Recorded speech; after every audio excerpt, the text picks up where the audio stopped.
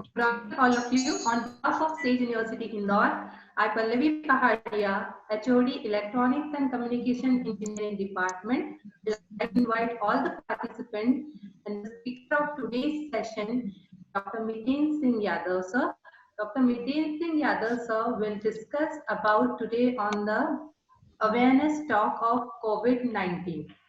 Dr. Miten Singh Yadav sir is a consultant at Max Super Specialty Hospital, Saket, New Delhi. I request all the participants, whatever questions you have, please post on the chat box so that at the end of session we can one by one take the questions.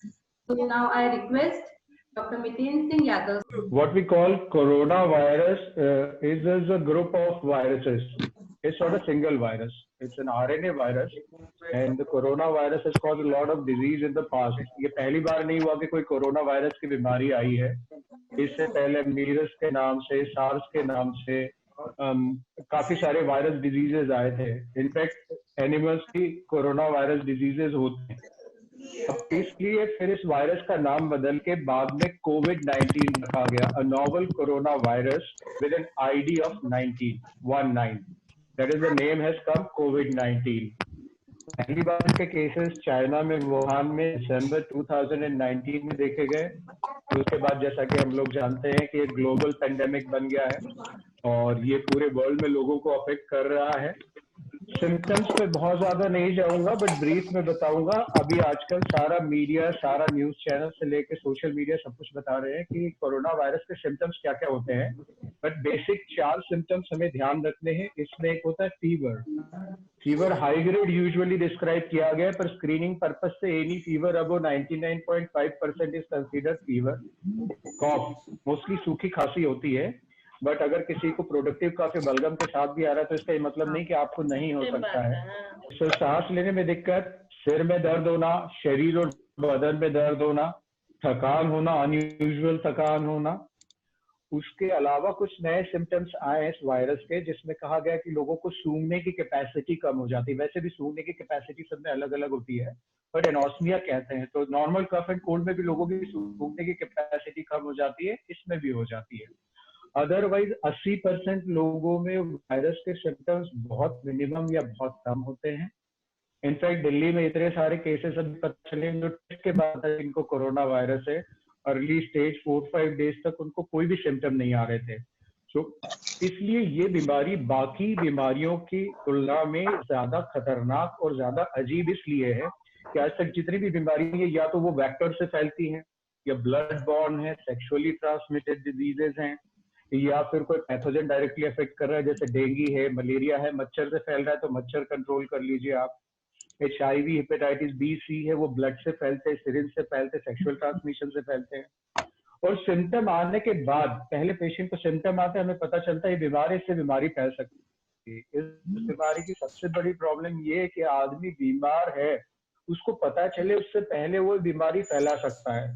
Simply कोई खांस रहा है, in fact कोई बहुत तेज आवाज में बात भी कर रहा है, अगर इसीलिए मुंह ढकने के लिए क्यों कहा गया, अगर कोई बहुत तेज आवाज में बात भी कर रहा है तो ड्रॉपलेट्स फैला सकता है. ड्रॉपलेट्स मतलब ये वायरस हवा में जाके ड्राई होके छोटे से पार्टिकल बनाता है जो हवा में सस्पेंडेड रहते हैं काफी टाइम तक, घंटों तक रह सकते हैं.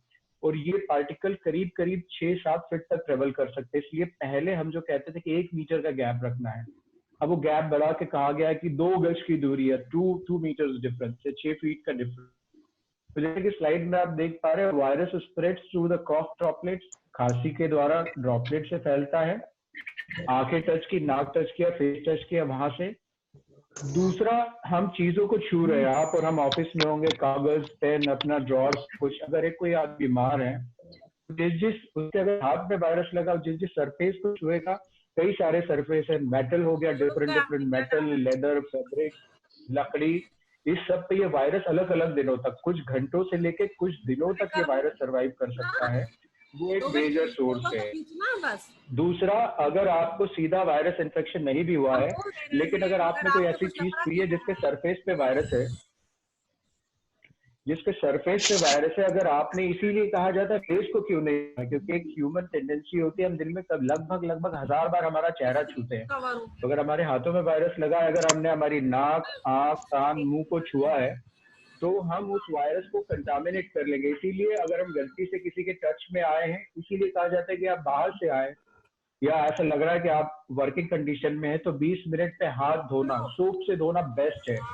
अच्छी सोप से 20 मिनट के लिए धोए। अगर अवेलेबल नहीं है सैनिटाइजर, सैनिटाइजर नंबर 2 है, नंबर 1 नहीं है। अब इसलिए ये कहा गया है कि मैं अपने आप को टेस्ट खुद करा सकता हूँ क्या, तो अभी तक ऐसा प्रोविजन नहीं है, बिकॉज हमारी पॉपुलेशन 1.3 बिलियन है और इतनी बड़ी पॉपुलेशन में सबको टेस्ट करना आज के लिए फीसिबल नहीं है। आगे हो सकता है, जैसे हम हिंदुस्तान में हर आदमी को पोलियो की दवा दे रहे हैं, सो हर एक की टेस्ट पॉसिबल होगी। पर अगर हम करंट सिनेरियो देखें तो आपको डॉक्टर की सलाह लेनी है। जब डॉक्टर आपको एडवाइस करता है कि आपको कोविड का टेस्ट कराना है, तब आपको कोविड का टेस्ट कराना है, वैसे सेल्फ मेडिकेशन नहीं करना है।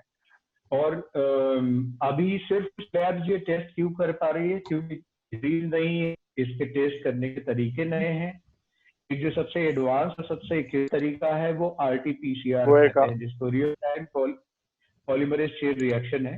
It's a difficult and complicated process, इसीलिए इसके टेस्ट बनने में, टेस्ट को मार्केट में आने में कुछ वक्त लगा है।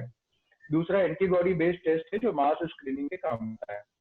सो ये अभी टेस्ट इसके लिए अवेलेबल है। टेम्परेचर, किसी को लगे कि मेरा टेम्परेचर नॉर्मल आया है तो मुझे कोरोना नहीं होगा, नहीं। अर्ली सिम्टम्स 5-6 दिन अगर किसी को हुए तो उसको हो सकता है कि वो टेम्परेचर स्क्रीनिंग से बच जाए, पर मास लेवल पे शुरुआत में जो टेम्परेचर गन्स है उनका इस्तेमाल किया जाता है एज ए स्क्रीनिंग।